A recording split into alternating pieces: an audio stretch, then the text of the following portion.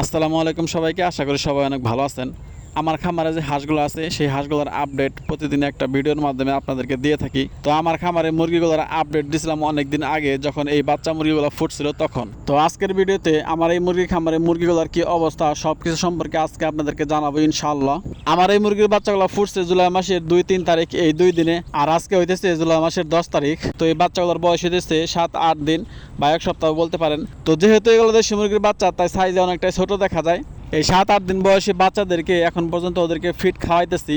এখন পর্যন্ত ফিড ছাড়া অন্য কোনো খাবার ওদেরকে এখন পর্যন্ত দেই নাই। তো যখন ওদের বয়স 20 থেকে 22 দিন হবে, মানে 20 দিন পার হইলেই ওদেরকে অন্য কিছু খাবার দিব ইনশাল্লাহ। ওদেরকে চাউলের খুদ দিব।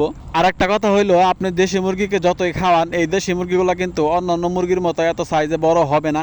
ওদের যতটুকু সাইজ অতটুকুই ওরা হবে, তার চেয়ে বেশি হওয়া ওদের পক্ষে সম্ভব না।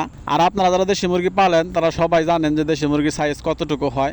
আর আমি ওদের সাইজ নিয়ে অতটা ভাবতেছি না, আমি শুধু ভাবতেছি ওদের সুস্থতা নিয়ে।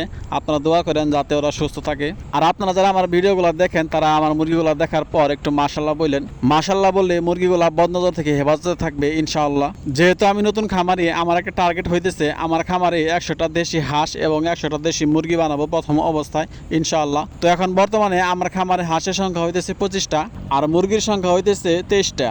তো আমার ইচ্ছা হইতেছে যে আমার খামারে যে হাঁস মুরগিগুলো থাকবে, মানে 100টা হাঁস থাকবে এবং 100টা মুরগি থাকবে, ওইগুলো সবসময় ডিম পারবে। তো সবাই আমার জন্য দোয়া করবেন যাতে আমার স্বপ্নটা পূরণ হয়, যে 100টা হাঁস এবং 100টা মুরগির প্রাথমিক অবস্থায়। যেহেতু আমি নতুন খামারি, আমি চাইলেও 500টা হাঁস বা 500টা মুরগি দিয়ে শুরু করতে পারবো না। তো আমি প্রথম থেকে শুরু করছি আস্তে আস্তে। তো সবাই আমার জন্য দোয়া করেন যাতে আমি সফল হতে পারি। তো সবাইকে অসংখ্য ধন্যবাদ যারা কষ্ট করে ভিডিওটা দেখলেন। আসসালামু আলাইকুম ওয়া রাহমাতুল্লাহ।